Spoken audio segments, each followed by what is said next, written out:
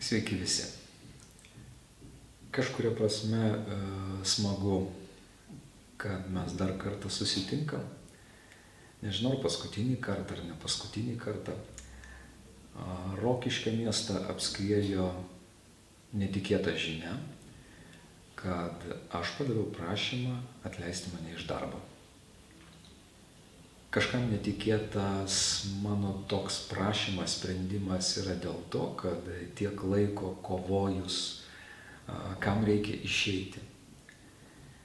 Tai man šiandien daug kas uždavinėjo šį klausimą, nes labai greitai šitą žinią pasiekė spaudą, pasiekė įvairius žmonės ir sulaukiu labai daug skambučių, nesuprantančių žmonių klausimų, kodėl taip reikia daryti. Aš šį sprendimą priėmiau pakankamai skubotai, aišku, negalvodamas labai ilgai ir nesvarstydamas, o matydamas tas tendencijas, kas vyksta ir kas vis dėlto vyks ateityje. Aš nematau didelių perspektyvų realiems kai kuriems pokyčiams. Aš žmogus iš esmės esu optimistas ir nuo pat savo darbo pradžios bandžiau tikėti, kad įmanomas progresas Rokiškio kultūros srityje. Daug žmonių ir politikų iki savivaldybės rinkimų diskutavo apie užsistovėjusią kultūrą ir apie tai yra diskutavęs ne vienas opozicijos narys, išreiškęs pastabas tuo metu buvusiems kultūros įstaigų vadovams, bet po rinkimų, kai buvo atleista kultūros centro vadovė, visos tos pastabos ir nuomonės buvo pamirštos, nes opozicija suprato, kad tai yra geras žaidimas dabar turėti temą, turėti veiksmą ateinančius 4 metus. Ir tas žaidimas prasidėjo. Nesvarbu, kad dėl atleidimo įvyko teismai, pripažinę, kad mero sprendimas buvo teisėtas. Aš atėjau į Rokiškio kultūros centrą nesitikėdamas, kad pakliūsiu į tokią aplinką, kur yra prasidėjęs didelis karas. Ir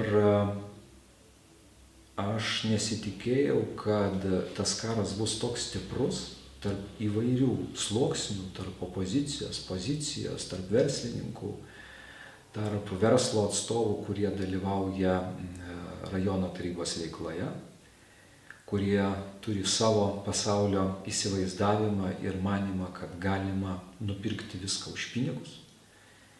Šito aš tikrai nesitikėjau. Ir bandžiau vis dėlto keisti kultūros situaciją taip, kad Rokiškio kultūra nebūtų kažkur Lietuvos pakrašty, o kad Rokiškio kultūrinis gyvenimas būtų pakankamai šviesus, kad jis būtų įdomus, kad nenusileistų didmiesčių kultūrinėms tendencijoms. Ir tie pokyčiai buvo pakankamai matomi.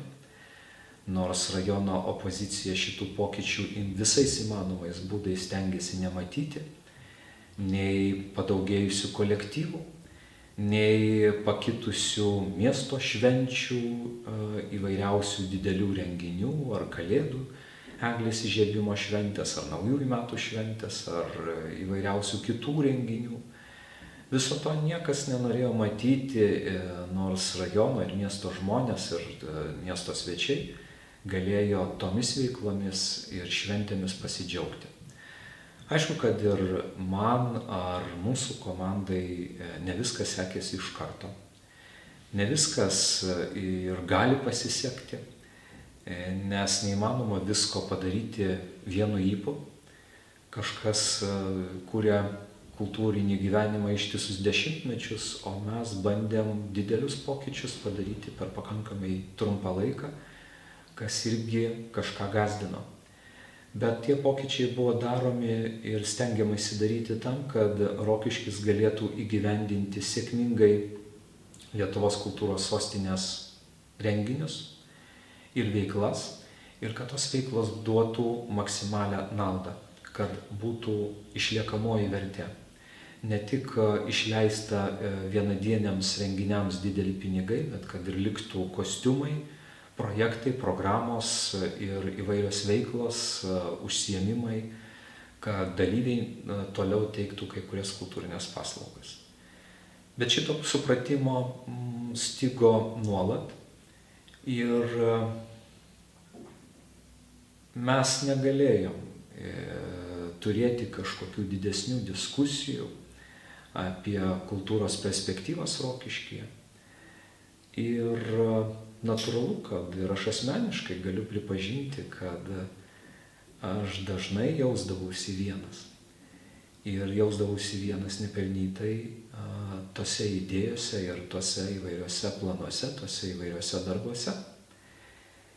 Ir suprantama, kad palaikyti tuos sumanymus yra sunku įvairiems sluoksniams, nežiūrinti tai, kad su kultūros centru pradėjo bendradarbiauti įvairios bendruomenės, ir Švento Mato bažnyčios bendruomenė, ir Velykalnio bendruomenė, ir mokyklos įsijungė į didelį bendradarbiavimą, ir kitos ugdymo įstaigos. Į to, ko kultūros centras iki tol neturėjo. Ir man pastaruoju metu kilo labai daug klausimų po įvairių verslininkų pasisakymų, po tarybos narių pasisakymų, ypatingai iš opozicijos narių pusės, dėl mūsų veiklų, dėl kultūros centro veiklos perspektyvų, dėl mano išsakytų minčių apie kalėdinę rezidenciją, apie verslininkus. Ir kai kas jautėsi užgautas, nors nesupratau, dėl ko verslininkai turi teisę užsigauti, įsižeisti, kada iš esmės buvo pasakyta tiesa. Tiesa apie tai, kad verslas niekada labai smarkiai neremia tam tikrų renginių. Didesnis rėmimas vykdavo per festivalį Vaidiname žemdirbiams. Ir tiesa apie tai, kad paimti pinigus iš verslo rėmimo programos ir išleisti renginiai, o tuo pačiu neremti miesto šventės renginių arba kitų miesto renginių, yra kažkaip nelabai gražu. Aš suprantu, kad ne kiekvienas žmogus ryžtųsi taip garsiai tai pasakyti, nes aš nebuvau sukritikavęs pačios rezidencijos, atvirkščiai buvau pasakęs, kad tai yra labai graži idėja, bet jinai daroma be kitų įstaigų indėlio ir dėl to yra kai kuriuose klausimuose abejotinas jos įgyvendinimas. Bet ne pats renginys, ne eglutė, kuri buvo labai graži. Tas verslininkų įsižeidimas buvo toks didelis, kad kai kurie didieji verslininkai pastaruoju metu, kiek man teko girdėti, yra išsakę ir valdžios atstovams labai aiškią poziciją dėl to, kad jie bet kokiu būdu nupirks tarybos narius, kad jie nepatvirtintų kultūros centro direktoriaus ataskaitos metinės, kad nupirks taip, kad direktorius vis tiek pasitrauktų iš kultūros centro. Ir šiaip aš nesu irgi nei aklas žmogus, nei kurčias, ir lygiai taip pat ir bendrauju, ir žmonės bendrauja su manimi. Ir tie signalai ne vienas pasiekė mane, ir daugiau įvairios nuomonės išsakytos tiem žmonėms, kurie apie tai kalbėjo. Ir toks mano žingsnis sąlyginai tarsi sutaupo verslininkų pinigus, nes nebereikės nieko pirkti ir įsivaizduoti, kad galima nupirkti visą pasaulį. Žmogus už dyką gali išeiti dėl to, kad mato, kad jis negali kažko daugiau ir prasmingiau padaryti esamoje situacijoje. Ir man aišku labai gaila, kad Rokiškio kai kurie verslininkai tapo turgaus bobomis, kurios iš esmės pradėjo pletkinti įvairius dalykus ir apie mano darbą, apie mano karjerą, kada leidosi išsakinėti mintis apie mano išėjimą, o tiksliau atleidimą iš Širvintų kultūros centro direktoriaus darbo. Ir apie tai ir Kazulėnas užsiminė savo žymioje pasakoje apie Trubadūrą, nežiūrint į tai, kad aš buvau ten atleistas neteisėtai. Darbo partijos narės, Širvintų merės Živilės Pinskuvienės. Tokie įvairūs faktai buvo nuolat skleidžiami apie mane tyčia, kad visuomenė būtų klaidinama ir formuojamas toks piktojo blogio įvaizdis ir žmogaus, kurio niekas nekenčia, niekas nebendradarbiauja ir iš viso tas žmogus daro neaišku ką. Tai man labai gaila, kad Kazulėnas, būdamas tarybos narys ir aktyvus konservatorių partijos narys, kartu su kai kuriais verslininkais leidosi į tokius tuščius pletkinimus ir netgi šmeižtą. Ir, kaip suprantu, pritarė darbo partijos nariai, kuri net kelis kartus yra kaltinta balsų pirkimu, dėl ko buvo atšauktas Seimo nario mandatas, dėl ko buvo pakartotinai įgyvendinami Širvintų mero rinkimai. Ir staiga kai kurie verslininkai ir tarybos narys pritarė tokiai meriai, kuri daro neteisėtus žingsnius. Širvintose visi žino, kad ne tik aš buvau atleistas neteisėtai iš užimamų pareigų, bet buvo atleista po mėnesio ar kelių mėnesių bibliotekos direktorė, kuri buvo fantastiška darbuotoja, labai energingas žmogus. Buvo atleisti kitų įstaigų direktoriai, buvo atleisti savivaldybės tarnautojai ir vietoj jų priimti darbo partijos jaunieji nariai, specialistai. Visi tie žmonės laimėjo, kaip ir aš, teismus, tik vieni pageidavo būti grąžinti į darbą, o aš nepageidavau grąžintas būti į darbą, dėl to, kad nemačiau perspektyvų dirbti su žmogum, kuris šitaip elgėsi su savo darbuotojais. Ir man labai gaila, kad stengiamasi buvo šmeižti mane įvairiais sluoksniais ir naudotis tą informaciją komentatorių, kuris sklido Anykščiuose apie tariamą mano romaną su įstaigos vadove.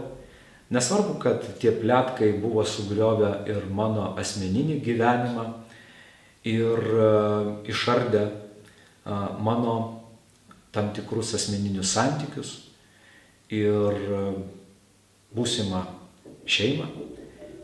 Nesvarbu, kad tai turėjo įtakos kitiems niuansams ir tie pletkai neturėjo jokio pagrindo ir juos leido taip pat konservatorių flangas.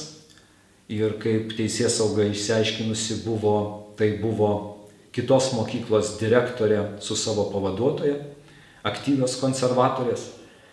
Tai aš iš tiesų galiu labai gražiai padėkoti konservatorių partijai už tai, ką yra man padarę asmeninėme gyvenime ir darbe.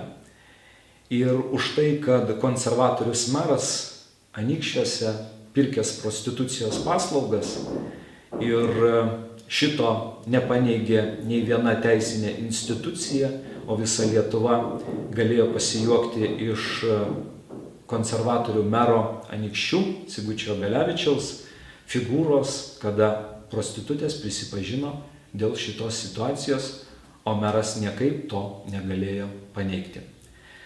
Tai man labai gaila, kad tokiose spalvose konservatorių partijos atstovai arba kai kurių kitų partijų atstovai, pavyzdžiui, liberalų partijos atstovai, kurių partijos vadai gauna kyšius po kelius šimtus tūkstančių eurų ir kada supranti ir užduodi savo klausimą, o iš kur pas verslą tokie gryni, niekur neapskaityti pinigai patenka partijos vadovybėje. Tai man gaila, kad tokie verslo atstovai įvairūs ir tarybos nariai po to šmeižia žmogų, formuodami jo įvaizdį ir visaip stengdamiesi jam pakenkti. Labai gaila, kad nepapasakodavo tų situacijų apie sėkmingą bendradarbiavimą su įvairiomis institucijomis ir apie užtarnautą pasitikėjimą su įvairiomis valstybinėmis institucijomis, su gražiu ilgamečiu bendradarbiavimu su Seimo kanceliarija ir skyriais ir vykdytais projektais, su kultūros ministerijos įvairiais skyriais ir vykdytais projektais, su kitomis institucijomis, ambasadomis ir įvairiomis organizacijomis nevyriausybėmis. Tai labai gaila, kad šito viso stengiamasi nepasakoti, o formuoti tik tai vieną įvaizdį. Man labai gaila, kad Kazulėnas savo trubadūrų pasakoj atkreipė tik tai į 2 vaikinus, kurie buvo priimti, vienas kaip kolektyvo vadovas, specialistas, o kitas kaip kultūrinės veiklos vadybininkas, atkreipė tik į juos dėmesį. Ir norėčiau pakviesti tuo pačiu Kazulėną prisiminti tradicinės vertybės ir atkreipti dėmesį ir į mūsų gražias merginas ir moteris, kurios buvo priimtos man vadovaujant į kultūros centrą. Ir tai yra apie 7-8 specialistės įvairiose pozicijose. Ir dirbančios ir su šokio kolektyvais, ir su dainavimo kolektyvais, ir kaip vadybininkės, ir įvairiose kitose pareigose. Tai čia taip pat Kazulėnui toks gražus paaiškinimas. O Kazulėno pasakos pabaigai norėčiau priminti, kad kai Kazulėnas teigia, kad trubadūras turbūt turi komformatą prieš merą, tai kaip matot, įrodymas, kad komformato jokio nėra ir kompromituojančios medžiagos jokios nėra, direktoriaus pasitraukimas. Direktorius pasitraukia tuščiom rankom, negavęs už tai nieko, jokių kažkokių specialių išmokų, negavęs arba negaudamas nieko už tai ir nebijo pasitraukti iš savo pareigų tuščiomis rankomis. Ir tai yra tiesiog įrodymas, kad labai gera šmeižti ir kaltinti kitus tokiamis įvairiomis istorijomis ir išgalvotais dalykais ir faktiškai gadinti visiems gyvenimą. Ir rajono žmonėms, ir darbuotojams, ir įvairiems kitiems žmonėms. Man labai gaila, kad Rokiškyje šitas karas nepasibaigs mano išėjimo. Tiesiog bus surastas kitas atpirkimo ožys, kuris turės tęsti tą temą. Gal nebus tokia figūra kaip aš, kuri išdrįsta pasisakyti ir pasakyti savo nuomonę. Ir gal opozicijai tuo atžvilgiu bus lengviau kažką kalti prie kryžiaus, arba bus netaip įdomu tą daryti, nes bus lengviau tą daryti, niekas nebeatsimušinės. Tai aš tikiuosi tik tai vieno, kad Rokiškio žmonės apskritai įvertins rajono politikų gyvenimą ir vieną kartą iš tiesų atsipeikės nušluodami visus senjorus iš politikos ir atvesdami į politiką profesionalus. Specialistus, kurie turi idėjų, kurie turi atsakomybių, o ne kurie dreba, kaip laimėti įvairiais būdais savivaldybės rengiamus konkursus arba savivaldybės įstaigų rengiamus konkursus ir gauti savo asmeninę naudą. Tai džiaugiuosi, kad kai kuriais atžvilgiais savivaldybė eina gražiu keliu, kad kažkur skaidrėja įvairios situacijos.